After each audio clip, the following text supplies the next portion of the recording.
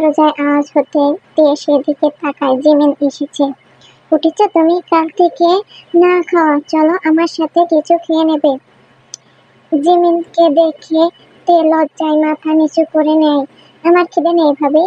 Jimin তের দিকে তাকায়, তার চোখ বড় বড় হয়ে যায়। তের ঘাড়ে গোনা এগুলো কিসের দাগ, তার মানে কি? জাংকুক আর ভাবতে পারল না সে। জিমিন তে এর সমস্যাগুলো বুঝতে পারে। সে তের সামনে বসে তার মুখটা উঁচু করে ধরে, চোখ মুখ ফুলিয়ে, একদিনে কি অবস্থা করেছ নিজের? এমন করলে তুমি অসুস্থ হয়ে যাবে তে। তে এখনো চুপ। আমি বুঝতে পারছি তুমি এসব মানতে পারছো না। তোমার জায়গায় আমি থাকলে হয়তো আমিও মানতে পারতাম না, কিন্তু এখন কি করার আছে বলো? তুমি তার বউ, তোমাকে কাছে পাওয়ার অধিকার তার আছে। তে জিমিনকে জড়িয়ে ধরে কান্না করে দেয়। ভাবি, আমি তো এমন সম্পর্ক চাইনি যাকে আমি আমার বড় ভাইয়ের চোখে দেখেছি। কয়েক ঘন্টার ব্যবধানে স্বামী হিসাবে কিভাবে মেনে নেব? কি দোষ ছিল আমার? কেন উনি আমার সাথে এমন করলেন? জাঙ্কুক, তোমাকে যেমনটা দেখাচ্ছ ও আসলে এমন নয়। আয়ুকে ভালোবেসে বিয়ে করতে চেয়েছে। ওর ভালোবাসা ওকে এমন ভাবে ঠকালো, এটা ও মেনে নিতে পারছে না। একটু থেমে, ভাইয়া তোমাকে কেন বিয়ে করলো সেটা আমরা কেউ জানি না, তবে এতটুকু বলতে পারি, ভাইয়া যখন তোমাকে বিয়ে করেছে তোমার জীবন সে নষ্ট করবে না। তে জিমিনকে ছেড়ে দিয়ে তার মুখের দিকে তাকিয়ে আছে।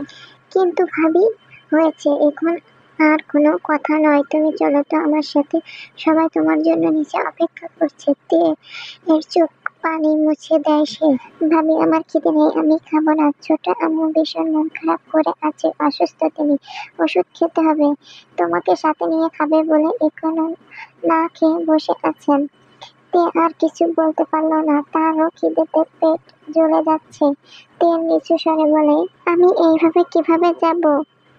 ঠিকই তো দেখেছ, আমি খেয়ালই করিনি। আমার জামা তো তোমার গায়ে হবে না।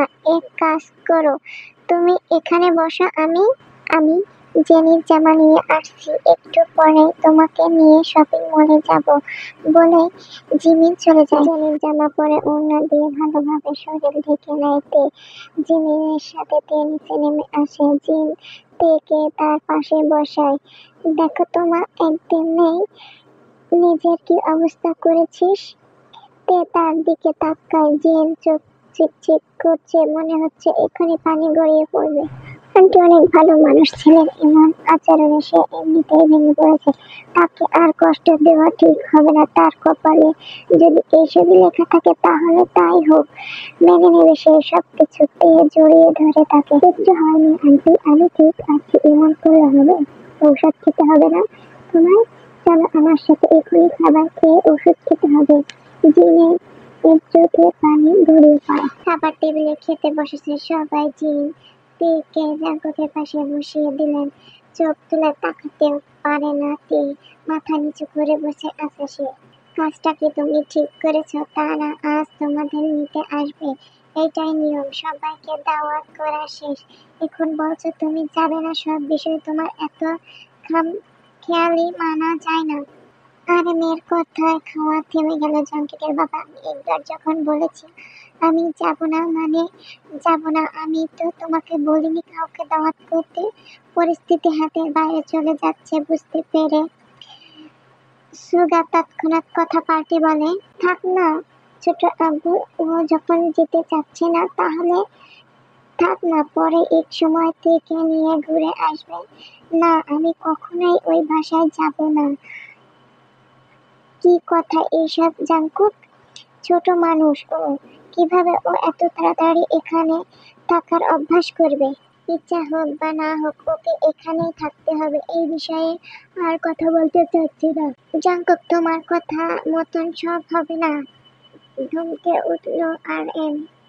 ওর বিষয়ে যেটা আমি বলবো সেটাই ফাইনাল। জাঙ্কুক তের দিকে তাকায়। আমার কথা নড়চড় হলে পা কেটে ঘরে বসিয়ে রাখবো। খাবার ফেলে রেখে চলে গেল জাঙ্কুক। জাঙ্কুক, খাবার শেষ করে যা বাবা, এইভাবে খাবার ছেড়ে উঠতে নেই। আর মেয়ের দিকে তাকিয়ে দিলে তো আমার ছেলেটা রাগিয়ে হয়েছে এবার তোমার শান্তি। কাল সারাদিন না খেয়ে ছিল, এখন একটু খেতে বসেছে আর তুমি শুরু হয়ে গেলে।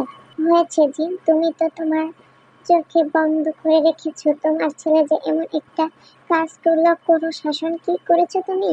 28 বছরের ছেলেকে কি শাসন করবো? আর জাঙ্কুক কি কখনো কারোর কথা শুনেছে যে শুনবে? ও যখন যেটা ভালো মনে করেছে সেটাই করেছে। হ্যাঁ, সেইটাই তো।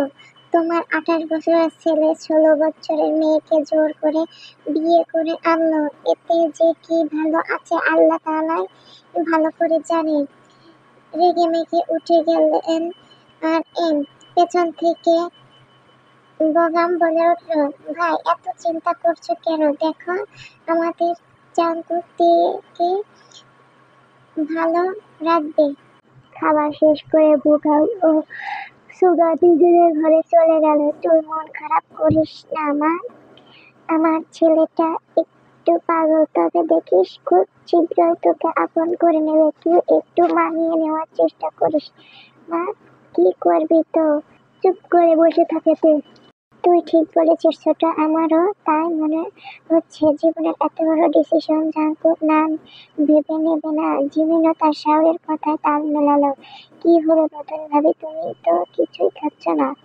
জিন পেয়ের দিকে তাকায়। খাবার নিয়ে নাড়াচাড়া করছে মেয়েটা, এখনো খাবার মুখে দেয়নি। কি হলো মা, খাচ্ছিস না যে? তে কিছু বলে না। জিন পেয়ের প্লেট নিজের হাতে নিয়ে তার মুখের সামনে খাবার ধরে। নে, হা কর। তে চোখ বেয়ে পানি গড়িয়ে পড়ে। খাবার সামনে নিয়ে কাঁদতে নেই মা। আন্টি, আমার খুব মায়ের কথা মনে পড়ছে মা, আমাকে এভাবেই খাইয়ে দেয়। এখন থেকে তো আমিও তোর আরেকটা মা। জিমি জিমির মতো তুইও আমার আরেকটা মেয়ে। আর আন্টি কি মা বলে রাখবি আমার, ঠিক আছে?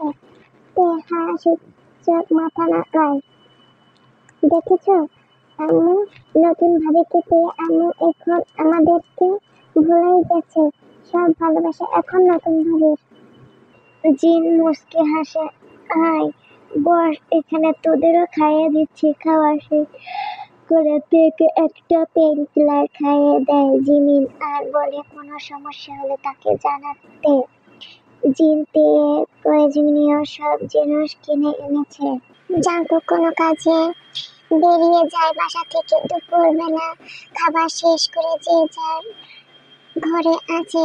তে একা একা কি করবে বুঝতে না পেরে ব্যালকনিতে গিয়ে দাঁড়ায়। না, কিছু ভালো লাগছে না। তার বাড়ির কথা খুব মনে পড়ছে, তবে সে বাড়িতে যাবে না। চাপা অভিমান কাজ করে। কেন তার পরিবার তাকে এই মানুষটার হাতে তুলে দিল? সে কি বোঝা হয়ে গিয়েছে তাদের? নানা আর ভাবতে পারল না সে। চোখ দুটো ভিজে গেল, তার মাথা প্রচন্ড ব্যথা করছে। ব্যালকনিতে রাখা দোলনায় বসে সে কাঁদতে কাঁদতে সেখানে ঘুমিয়ে পড়ে। চোখে পানি ছিটে পড়ায় হকচরকে ওঠে সে। সামনে তাকিয়ে তাকে জাঙ্কুক তাক দিয়ে তাকিয়ে, যা আমার জন্য কফি বানিয়ে নিয়ে আয়। আর হ্যাঁ, তুই নিজে বানাবি। তে মাথা নিচু করে নিচে চলে যায়। বিকাল হয়ে গেছে। কতক্ষণ ঘুমিয়েছে সে তার কোনো খেয়াল নেই। রান্না করে ঢুকে দেখে সার্ভেন্ট সকালের জন্য নাস্তা বানাচ্ছে। আপু মনি, আপনি এখানে কি লাগবে বলেন, আমি করে দিচ্ছি। আমি পারবো, তুমি শুধু একটু বলে দাও কফি কিভাবে বানাই। সার্ভেন্ট হেসে দেয়, এটা তো কোনো ব্যাপারই না, আপনি এখানে বসুন, আমি এখনই বানিয়ে দিচ্ছি। না না, আমি খাবো না, উনি বলেছে ওনার জন্য কফি বানাতে। ও ছোট ভাইজান, এই বাড়িতে কে কি খেতে ভালোবাসে আমার সব জানা আছে। এতদিন ধরে এই বাড়ির সকল রান্না আমি তো করছি। আপনি বসেন, আমি বানিয়ে দিই। উনি বলেছেন আমাকে বানাতে, তুমি শুধু একটু বলে দাও কিভাবে বানাতে হয়। তুমি দেখো আমি ঠিক পারবো। সার্ভেন্টের কথায় কফি বানাতে ঢালতে গিয়ে গরম কফি তার হাতে পড়ে। সাথে সাথে তে চিৎকার করে ওঠে। সার্ভেন্ট দ্রুত তার হাতে পানি ঢালতে থাকে। জায়গাটা লাল হয়ে ফোস্কা পড়ে যায়। তে সার্ভেন্টকে নিষেধ করে কাউকে কিছু বলতে। কফি নিয়ে সে রুমে চলে যায়। জাঙ্কুক কফিটা মুখে না তুলে ফ্লোরে ছুঁড়ে মারে, জায়গাটা পরিষ্কার কর। তে আগের মতোই মাথা নিচু করে জায়গাটা পরিষ্কার করে। তার হাত অসম্ভবভাবে জ্বলতে থাকে। দৌড়ে সে ওয়াশরুমে চলে যায়। সে কলে ট্যাপ ছেড়ে কান্নায় ভেঙে পড়ে। তাকে কষ্ট দিয়ে যে মানুষটা আনন্দ পায়, কিভাবে তার সাথে মানিয়ে নেবে সে? কিভাবে? আমার বউ কোথায়? গম্ভীর কণ্ঠে আওয়াজ বলল জাঙ্কুক। বের হ আমার রুম থেকে। আমি আমার বউ নেব, এরপর যাব রুম থেকে, তার আগে না। জেহুপের এমন খাপছাড়া ভাব দেখে রেগে গেল জাঙ্কুক। বয়স কত তোর? এখনই বউ বউ করছিস? বউ পাবার জন্য বয়স লাগে না, মনের বয়সই বড় বয়স।